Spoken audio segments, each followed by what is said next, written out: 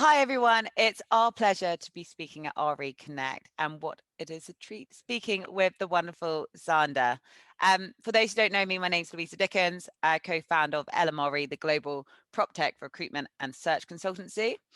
We've got operations across North America, UK, Europe, APAC, and we basically set LMRE up to help the real estate world digitalize. And we do this through finding the best talent for startups, consultancies, VCs, agencies, you name it. We recruit for it. As global specialists, our sole aim is to attract and deliver the very best candidates to the leading brands in the global real estate and innovation space. In doing so, we help our clients scale and grow world-class teams and give them their competitive edge and increasingly candidate short mark, which we'll talk about a little bit later. Now, outside of LMRE, I host the Propcast, which is a podcast on property technology. It can be found on Apple and Spotify. So if you're new to the space and want to learn a little bit more, I interview basically people from all walks of life, from whether it's consultancies, the transformation managers, the CEOs of various sort of scale up startups, but it's all things prop tech. So check it out. Back in season 1, when I first started it during lockdown, I was fortunate enough for Zander to join me, and we also joined by obviously Aaron Block, which I'm sure lots of you have heard of. Maybe you've read his book, who knows? But we spoke about the real estate economy, VC expansion, investment, and general sort of trends in the space. So as one sort of get introduced and familiar to whether it's Zander or MetaProp, definitely worth a listen.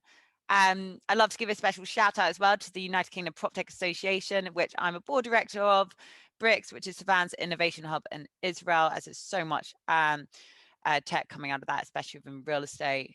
Reach, who I'm also mentored for as well, and RE Women, which is an association that addresses the diversity gap within real estate, which we'll also be talking about a little bit later. But now I'll give you a little bit of a taste and introduction to Zander, aka Mr. PropTech. Zander is head of the strategic partnerships and business development team for MetaProp, which is one of the largest PropTech VCs out there. So we'll be sharing links to their website as well. I'm not going to give you too much more information because today we'll be exploring how Zander got to where he was now and talking through his career pathway and also any sort of like tricks of the trade he can sort of shed with us. But yeah, I guess some of you listening might be wondering how Zander and I met. As you can tell, I am a Brit. I'm based in London. Obviously, we've expanded business across the US, but that's very much down to me meeting Zander in the MetaProp office a week before we all went into lockdown. I think I might have been talking about tequila. He said, great, I like tequila. We both like prop tech. But from then on, we decided that there was so much common ground between us. So obviously, he's constantly speaking to startups. He's constantly speaking to whether it's, some students, to founders, to investment managers, but it's all things around prop tech. And I think we spoke nearly God's on it every single day for a year. We've just passed our year friendship anniversary, which is pretty mega. And Zander has been an integral part of me sort of growing my understanding and also growing my business across North America. And likewise for Zander getting to European investment teams. Well, hopefully I've done a few useful introductions there. But yeah, I guess today we're going to be talking about career journeys. We're going to be talking about what skills are needed in this space, talent evolution, what's really happening. So for anyone listening who's say if you're hiring or you are looking for a job, we can hopefully talk through the routes you can, either get a job or how you can hire these people as well. So why don't we start with Zander?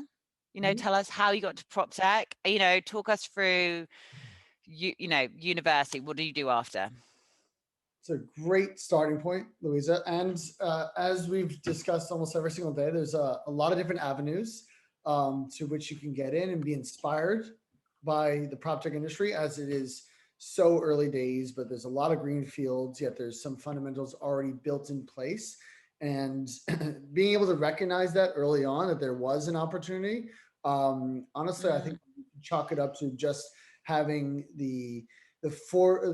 not fortitude, but just the forcing your way in, that this was going to happen. And what was going to happen is that the real estate and technology were going to eventually converge. And that is what I had suspected as I was leaving university was, based off my interests, was that question of what if, and what if led me to where, and trying to navigate those waters when there was very few guiding forces at the time. It was very much Yeah. almost a hidden, I want to say a hidden club, but just not necessarily well published as to what organizations were hiring, where you could work, where you could actually make money in this space outside of Mm, the traditional incumbent giants of the corporate side. But the startups and the innovation front was just budding at the time, and this is circa 6-7 years ago. So within university, I had studied real estate and marketing.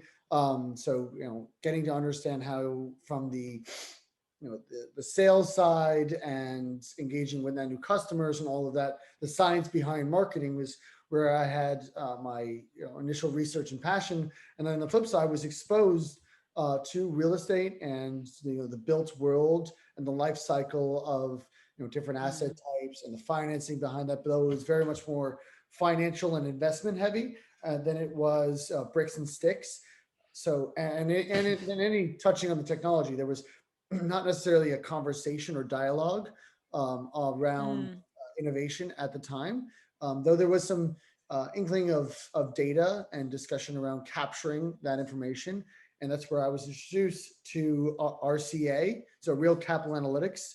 Um, and that really led me to believe that there was a potential for uncovering more data points in a relatively reticent to technology asset type and asset class. So after university, the first role was at more of a traditional investment firm, mm, focusing on uh, long short funds on natural gas in the Ohio River Valley, but it was as pertained to single family homes and multifamily. So it was on their usage. So my main role was on the real estate front of uncovering the fundamentals and the supply and demand for the real estate market. So that's where I was able to get right to work and apply my research skills. And that was a skill set to which I've continued to build upon. So a lot of times I'll just put myself and say, I'm just a research analyst who decided to also work in sales. So just a nice bookworm who got out into the world. I'm surrounded by yeah. content. And then Well, I was go. going to say that's also that's like a beauty of it. Like we're going to just chat through this later today, but when people think of like the traditional research analyst, you wouldn't think you can apply yourself into like sales. But nowadays, I think you don't have a straight career route. I think people change careers literally every 3 years now. You're not like, oh, I'm a broker forever. Now it's like, you know what, you can try something else. You can learn another skill, which you've obviously done. So sorry for cutting you short there, babes. Carry on with what you're saying. Yeah, of course, like you can learn another skill, but in fact, that's actually more welcome than ever. Is if you come from another Mm, industry, we want that perspective. Everyone wants the old perspective to which we can apply to the new ideas, and that helps with the validation. yeah. If you come from purely the construction side, or the say like you're in the you're a subcontractor for carpentry, it'd be very interesting to understand how Mm, you apply to some of the new material sciences and materials for build outs, and some of the workflow tools to which we're trying to sell into and improve and create efficiencies for that market. So it's even better a lot of the times if you're reinventing yourself from a traditional skill set and applying that knowledge to the innovation side. yeah. That's really exciting because and you recognize where the gaps are. And that's the Yeah. really investment thesis and ethos behind MetaProp is. So Zach Aarons from Millennium Partners, he had a list of few 100 gaps that he had experienced, and he just wanted to solve for them. And that's what we still solve for his problems as a developer and owner operator. That's what we Yeah. constantly based off that same list. It's not like we're deviating because we lived and breathed this space. So we just go and focus on that list and try to solve for it. And that's ultimately the holy grail of all of the innovation fund, is just solving for the problems that everyone has experienced in the last, I call it 100 years of real estate. We're still working on it. But going back onto how I got into really the PropTech side is after working in that role, I realized it'd be really interesting, to not necessarily, be on just the research front, but what would it look like if I was working on the business development side, closer to the clients, closer to the problems, and also knowing that there was a big gap in the data that I was using. that I was making a lot of assumptions based off of information that was either secondhand, not necessarily from the source, but a lot of aggregated information that could easily be poked into. From the fundamental side, there was a lot of missing data points. So as I looked around and networked and built out my own network, and that's what led me to found my own university's alumni group in real estate, which now has over a few thousand members globally. I was trying to gather all the information. I was able to find my who I call my mentor, and it's a very big thing for as you're navigating the working space to find some folks that can help guide you from a career standpoint. And I point to Bob White's influence, essentially from moving. And my advice from Bob White was to check out a couple of these startups that he'd heard about and was getting introduced to. And that's how I was able to be introduced to VTS fairly early days. And that's where I was really captivated by the ability to transform the workflow and uncover that fundamental data that I was missing in my research role. Seeing that all that information was not from self-report, but from the actual workflow and tied to the sources of truth, being all of the core information systems and accounting systems and all of that information, all that great wealth of data that which can help inform our investment thesis. Yeah. That's where I was really fascinated by the potential for real estate technology and PropTech. And by moving into that role from just being a data and a research individual to then flipping over to the business development side and seeing the full breadth of the business, and then being at a startup that was really taking on and challenging where we could transform how information is gathered, reported, and then synthesized to apply to real assets. That's where I at least found what I feel is my vocation. And I think it's yours, Lou. But here's my question to you: is how did you hear about PropTech, being from the property side? Yeah, good question. My background is obviously traditional real estate recruitment, and I was going for meetings with the investment directors of all the traditional firms a lot of you guys know about, whether it's PGIM, Joe Sang, CBRE, those guys, and they were all sort of banging on about digitalization, all asking questions about what technologies are out there, what ones to use, what ones not to use. They all hadn't quite figured out, once you got the technologies, how do you implement them, or they all recognized they need like a transformation manager, but where that person come from. And then I literally was like, right, they're not hiring as many surveyors and analysts as they were. Maybe there's like a commercial business plan to actually bridge that gap and between basically the real estate technologists and sort of understand when we need talent from cross sectors and when we need to sort of upskill our current surveyors. And that's when we set up LMRE in 2019. So it very much was just listening to the market, listening to our traditional clients. And then, like you, Zander, you probably have been to more events than I have. I started going to all these like PropTech events. And one of my first events was Gary Chinmer's Future PropTech event, which was predominantly focused around the startups. And I was literally fascinated by all the products there. I had no idea there were all these products out there. I know it's sort of in the early stage, and obviously Future PropTech's been acquired by Michael Beckerman's Cretech, and yeah, that was sort of when I started seeing, right, so it's not just the real estate traditional world, which is, innovating and hiring talent there. It's very much these startups who are hiring people in sales operations. Then I started going to all these events, and I remember an event thrown by Concrete, which had James from MetaProp, which loads of people know of, Seb when he was at VTS, which you probably worked with, and talking about their different products, how they got into it. Lots of them came from the traditional real estate world as well. So I was like, great, there's a massive market for it. Now there needs to be a recruiter to sort of understand that world a bit better. And I'm not saying I understand it fully now. I have a hell of a lot to learn, but what I can do, I can help people go from like a traditional real estate route or a finance route or hospitality route into these sort of into this new real estate world. So that was kind of where I had a taster, but I think like every day is a completely different learning curve. So I'm sure we all have a hell of a lot more to learn. But I guess going back to you, let's talk about a little bit more about your current role at MetaProp, because lots of people want to get into VC.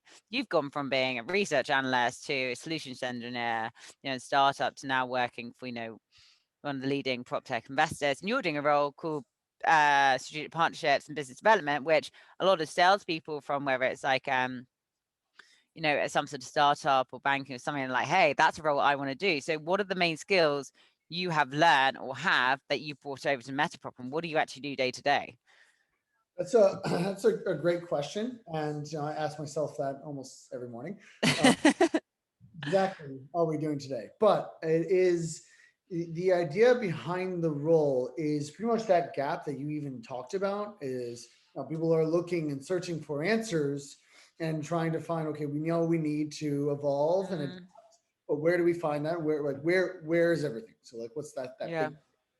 So one, applying that, the role is just very simply put, it's a conduit between real estate industry, Mm-hmm. innovation, investments, prop tech, both on the incumbents, so some of the larger companies from the more traditional technology side, to and like the standard generalists to the prop tech specific companies. We cover Yeah. almost everything, and I act as that relationship manager between Okay. both internal and external constituents. So that's where I really break it down. Is I'm just there to make sure that we have a direct line of communication and awareness. Mm, But where I applied my specific knowledge, which I've been building off of my entire career, really boils down to that research analyst side. We're just yeah. understanding and asking questions, and then gathering information given on a specific topic. So one was just, who are the players in real estate? How do you break down the taxonomy of where what does it actually look like?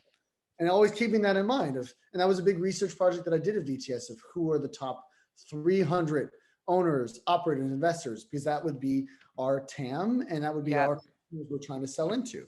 Who are they? What do their portfolios look like? What does their corporate structure look like? Who are their JVs? Who are their service Mm, providers? How does the capital stack look like, from the lenders and originators all the way to the equity owners, the operators, the service teams, from the leasing to the property managers to the construction teams. All of that is something really important to keep in, like, just to always keep in mind, and to yeah. constantly be searching as those parties transform. They go through mergers. They either dissolve, and then those teams, it comes down to the individuals working at those firms, which is really exciting, because you Mm, can watch as they move their careers, and they're going to be your counterparts regardless. So that was just this in-depth research that I'm constantly doing, and yeah. see the market, which is really just comes down to people, but applying those people to, okay, how can they help push along what we are trying on the innovation front, and how can Mm, they help us improve and transform the assets to which they're working with. And that's as I'd apply it to Louisa's experience, is that there really was no one helping and guiding on the staffing front. There was no one from, as I looked around saying, how do I get into prop tech? I couldn't find a prop tech specialist staffing firm. That just didn't exist. And yeah. for a long time, you would ask to the generalist recruitment firms, okay, what do I, where what do I look for? And there was really no jobs that they knew about. But having that awareness was so critical, and it's constant. This is a constant fight, because there's no standardization behind it, and we're at the forefront of it. So I think it's really important to know, and having someone like your firm is critical to helping with the individuals and people that I work with daily. And Yeah. as you know, we'll share and push and people with your firm to help them be introduced to all the opportunities, both on the innovation front internally at some of these real estate companies, some of the great roles they can work at from the traditional side, or just getting into more of the pure prop tech and VC side.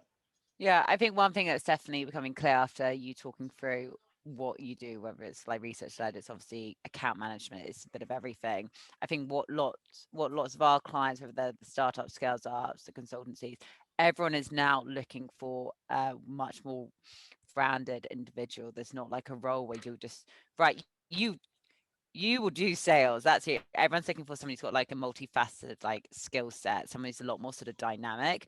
And so when people go to university, you know, they think they've, like we spoke about, the set career route, but now it's like, no, your role is going to like completely evolve, and people will hire someone who wants to take on like more responsibilities and grow and develop.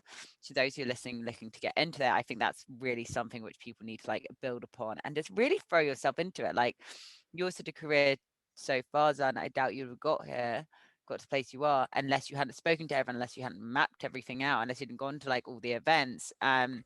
So yeah, credit when credit's due. Don't give you too many compliments, but you can have that one. Um, is there, from a VC stance, is there a skill shortage in like a certain place, which maybe you, Zach, Aaron, Maureen are sort of looking for or have seen in the market? I mean, I don't want to say there's a it's necessarily a skill shortage, but there's potentially for the there's the gap in the timing and experience of working in prop tech VC, and as Mm, early days in it, there's going to be a lot more of okay, well, people that want to get into it, but they've worked on other subsectors or other investment types that they're not necessarily have worked or invested in early stage VC or early stage mm, prop tech. So that'll transform over time because we're just at the starting point. So my advice on that front is to go in on your own if you can. If you could just start looking at smaller deals. If you're a pure play investor, yeah. start looking and tapping into it and build out your own um, your own portfolio exposure. And this is something I Mm, a lot of people who are trying to break into the space from the investment front is start to get some notches under your belt of this is the amount of deals that I've looked at or I've gone in, and it's yeah. a world. People are very friendly and want to share, and they want investors, especially from those who are coming from the real estate owner and operator side. If you Yeah. are getting shown new startups that you find is viable and you're very early pre-seed angel, you might as well Mm, just go and just hop in versus being hesitant saying I want to work at and just go right directly being an investor. You might as well like under a full fund.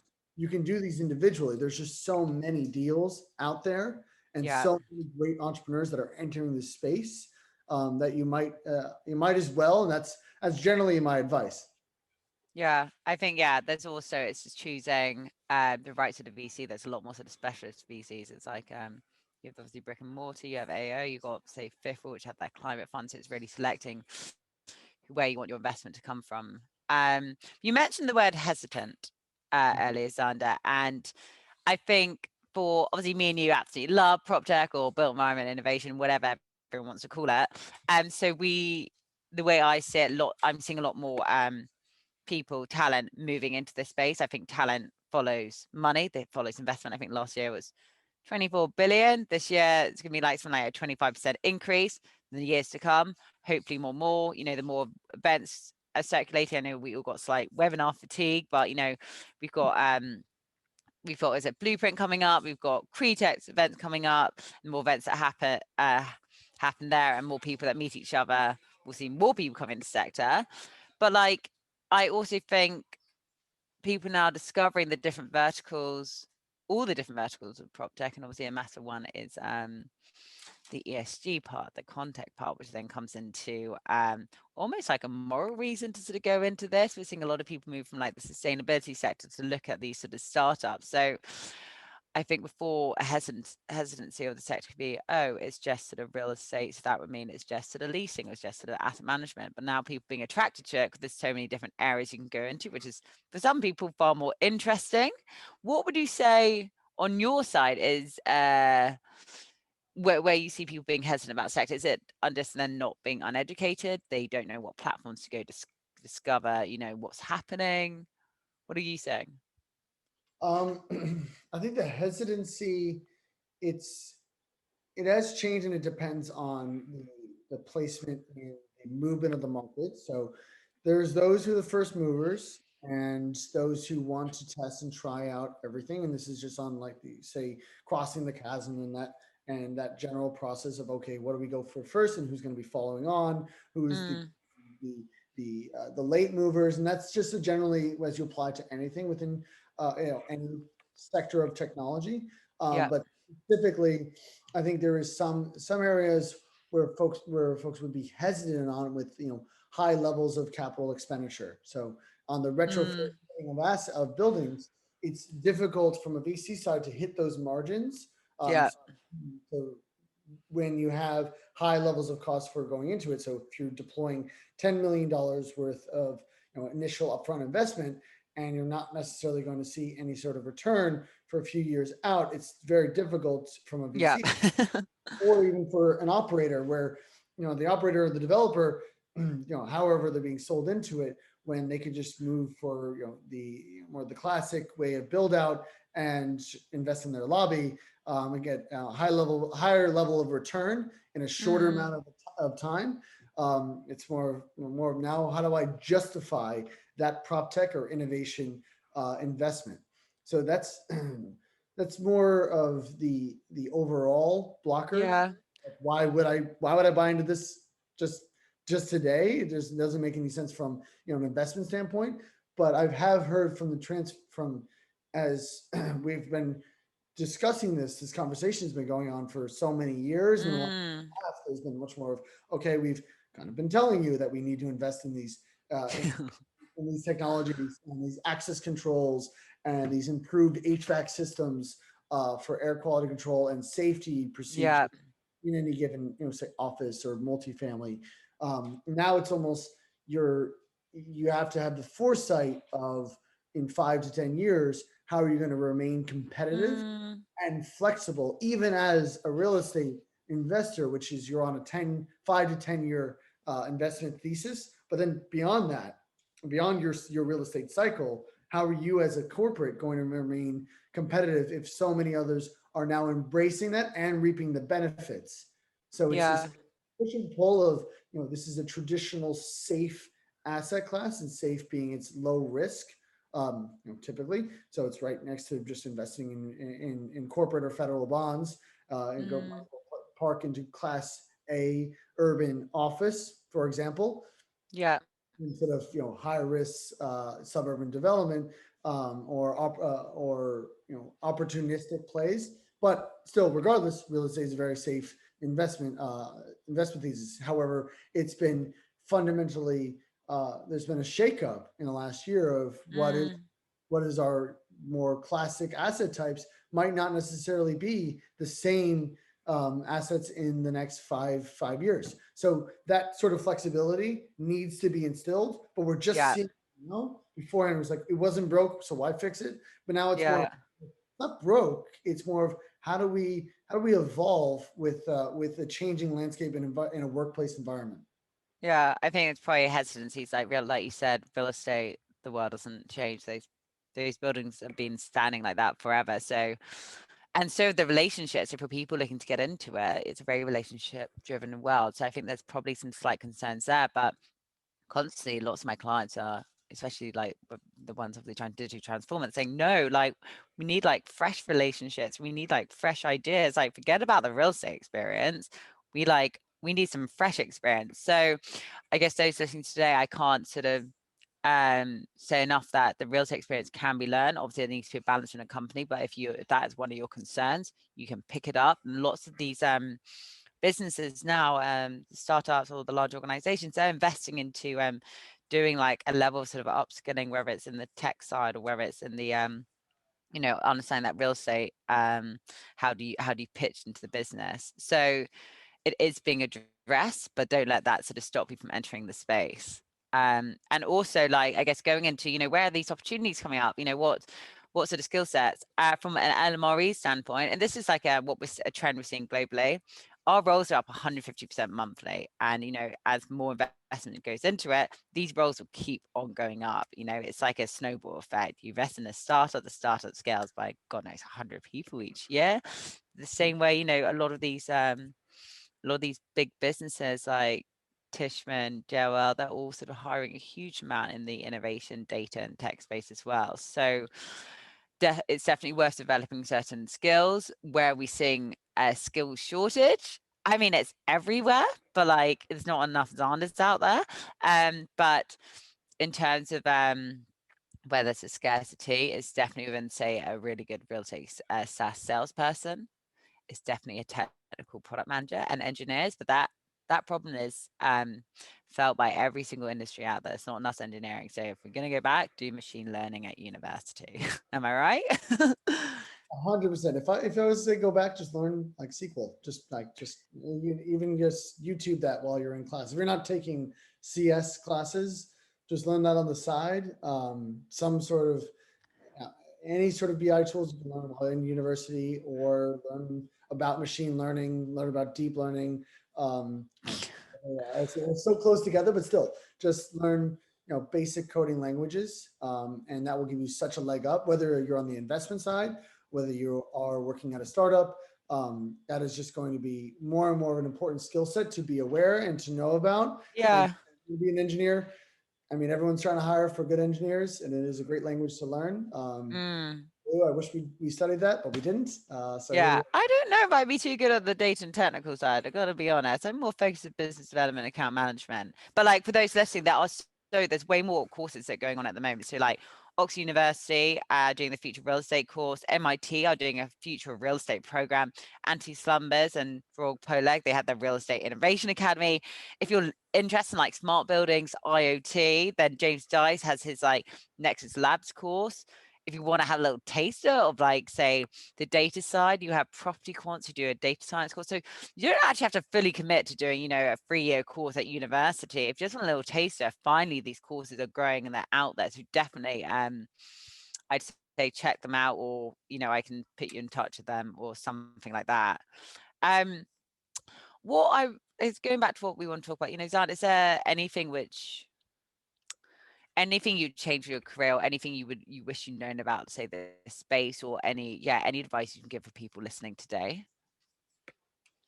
Well, I mean, from changing your from your career, which is where you've gone, where I've gone, it is a lot of it depends on like your risk acumen. So when you switch over and work at the startup side, or take Mm, take your own chances, you have to be open to that, but you have to very much know thyself as you take yeah. on roles and new learning experiences. And that's as I make the transition from the business development side to the analyst side to working as a solution engineer. So making those incremental or Mm, those massive leaps, is you have to to embrace that, or you take much more of a conservative approach and say that this is something that I want to continue to build on and then learn and take some side courses, or like a lot of us who worked at the startup side say it's just going to be a baptism by fire, and I'm going to learn.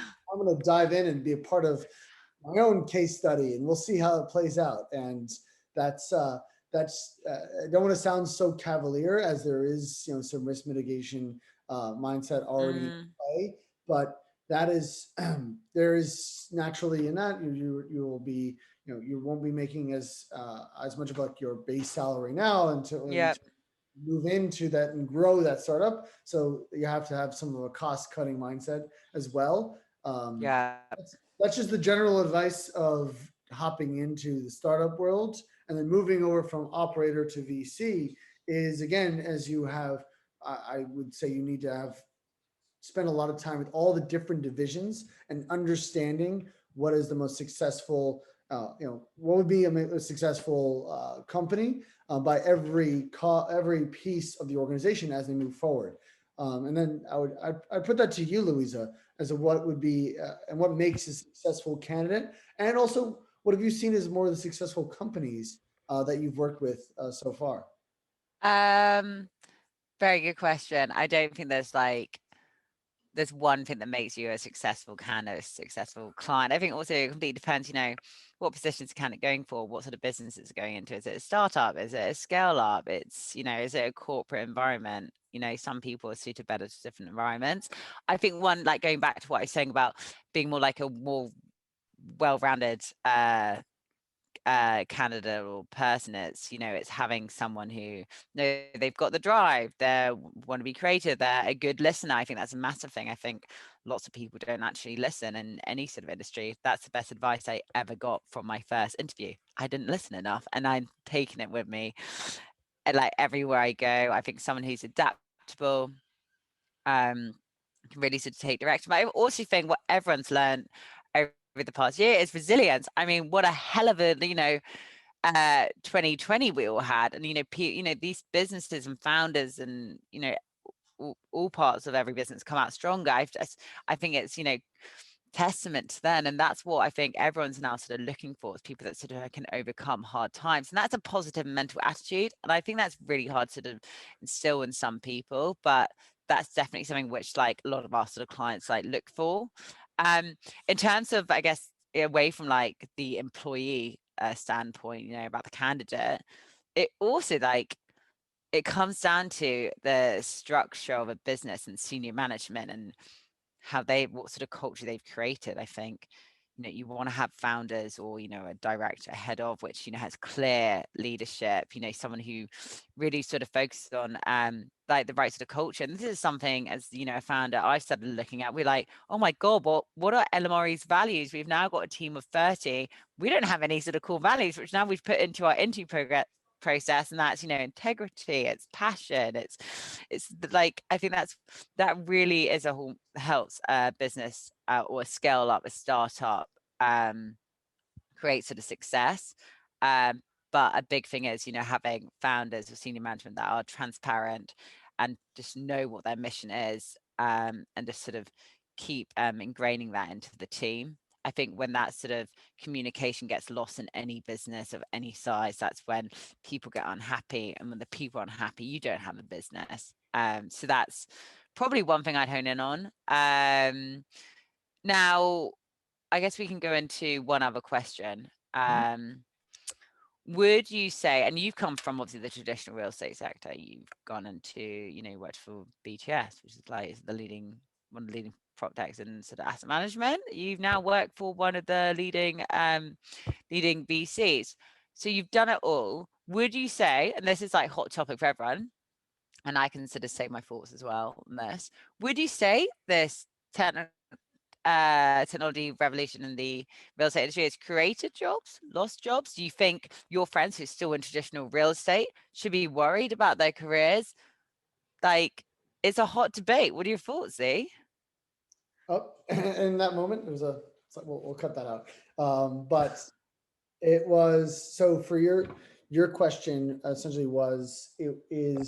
has real estate technology created jobs, or should folks be more concerned on the traditional side that Yeah. we've lost jobs, or there is potential for that? So I think the best way to put this is that there was at one point in the tech side the potential for the disruption. We're going to be disruptors, and we're going to transform it. We're going to digitize everything. We're going to cut out some of the mainstay people from the brokerage side, the property managers. Everything would be automated, which would make it for a building that has almost no people operating it in it.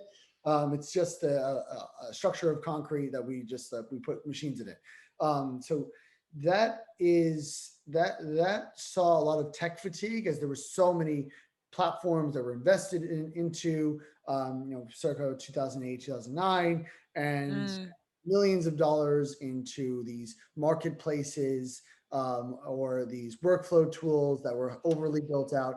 And the intention was that they were not going to partner with industry, but were disruptive. We saw that the core constituents of the relationship holders who make everything really work, and they communicate with the people, because real estate is much more of a people asset than anything else. It is the most experience. It's something that we live, we work, we play. It's what we surround ourselves with real estate. So keeping that in mind, even down to data centers, of people that have to manage and operate and take care and build out those data centers, which has the least amount of people in them, but there's still people operating in those assets. So the industry is transformed from being, we're going to disrupt it, and that would lead to potentially elimination of jobs, versus moving partner and enable and identify Mm, efficiencies to then allocate those people resources to more high level, higher priority jobs to spend more time yeah. in sides of their workflow versus in where we can eliminate their inefficiencies or where they're spending time that they don't necessarily need to. And it's not about reduction of workforce, but Mm, reallocation of that same workforce. And yeah. that's the mindset that a lot of the property owners and operators that we work with, that's what they're taking. And they don't want to go for they realize that the most critical part of the organization is that culture and is their Yeah. people, and how can we use technology to help their people, and make them move faster and quicker. And that I think is the better version of this, and it's only going to lead to many more jobs in the space, and at least jobs that have a longer life cycle because, or at least a life trajectory, because they are enabled and on the cutting edge of technology, and they're not Mm, against it to eventually be replaced or reduced. It's using technology to improve and extend uh, those jobs and those workforces. yeah. But I think it also comes down to the businesses, the corporates, the agencies to investing back into their staff and upskilling. You can't expect them to just change their mindset when they've just all they've known is like the traditional way of like broking or doing whatever deal it is.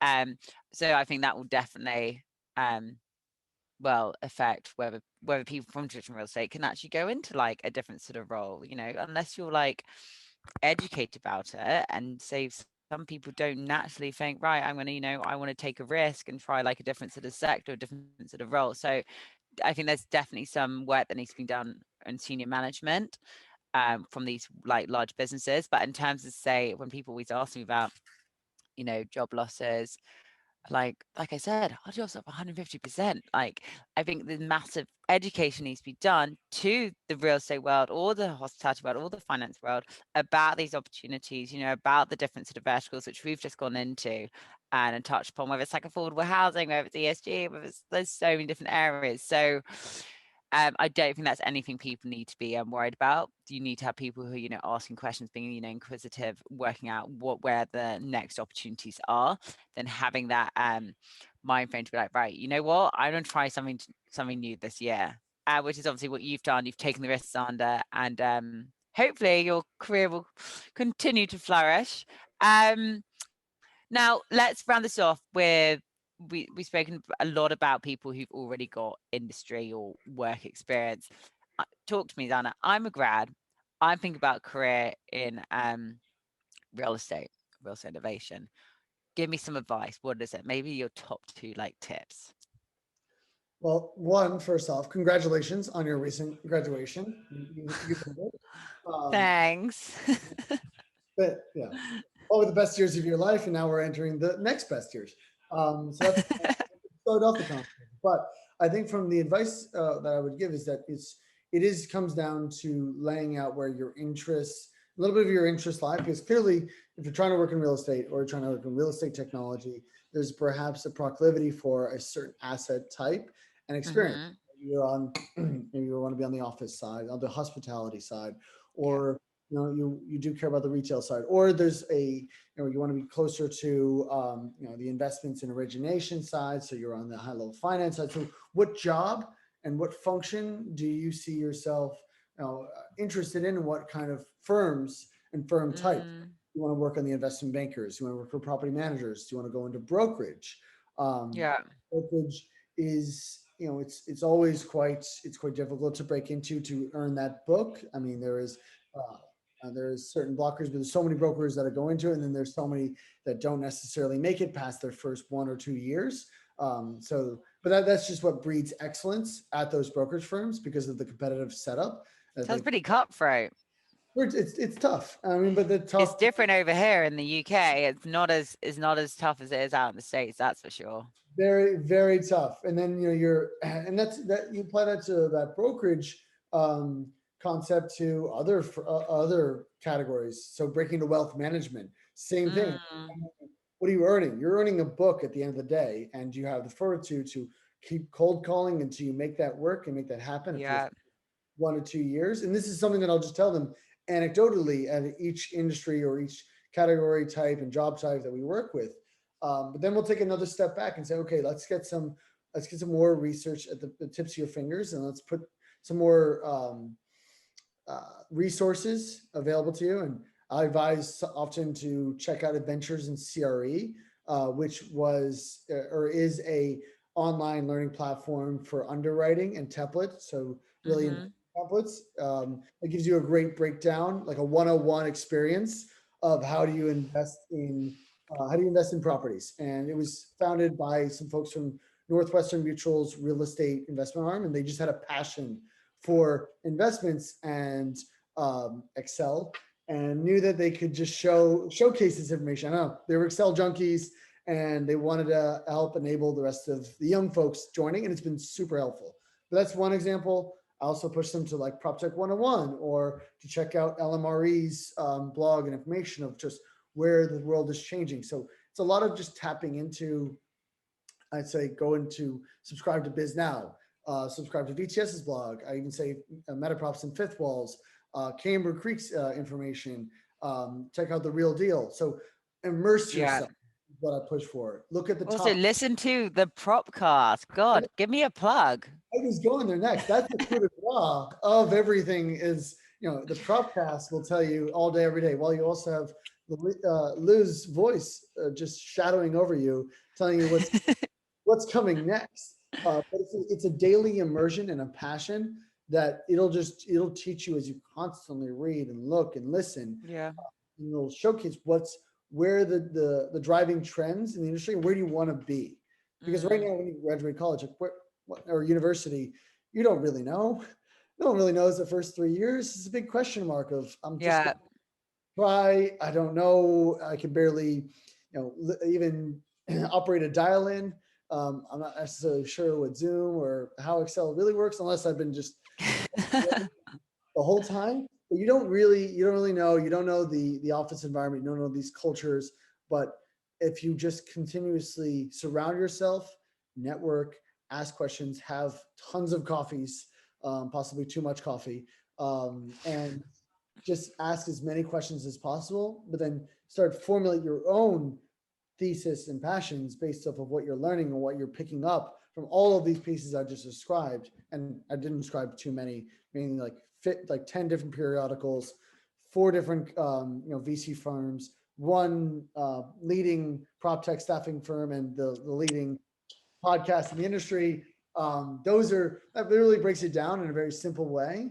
And then if you just set up your Google alerts to the regionally speaking, your local top 100 top real estate investors, that'll help you really set the stage for what the landscape looks like. Yeah. Um, I'm conscious of time here, but I also think it's events or like watching these videos of RE Connect and the Unity team, like they're doing great things for the industry as well. And there's so much content where you can sort of try and carve out what sort of area you might want to go into when it comes down to real estate innovation. Just have a play with them, their website. It's incredible. And whether you're in, say, East or West Coast, Canada, I don't know, maybe you could be in China and you're working out what's out there. It's just use these data sources because they're brilliant. Obviously, if you're looking for job opportunities, you go into LMRE.tech. Let me say it slow, LMRE.tech, TECH. Hopefully we'd all know how to spell that one. But honestly, Zander, thank you so much for joining me on RE Connect. I can, as no one else, I love talking about career pathways with rather than you. And big shout out to the Unity RE Connect team for organizing these things. Anyone has any questions? Me and Zander are on LinkedIn, so just check us out. Anything else you'd like to add, Z? I would say, again, shout out to the Uniso team and the great team at LMRE for putting this together. And Lou, as always, the best conversation, the most invigorating dialogue that I could ask for. So thank you again. Awesome.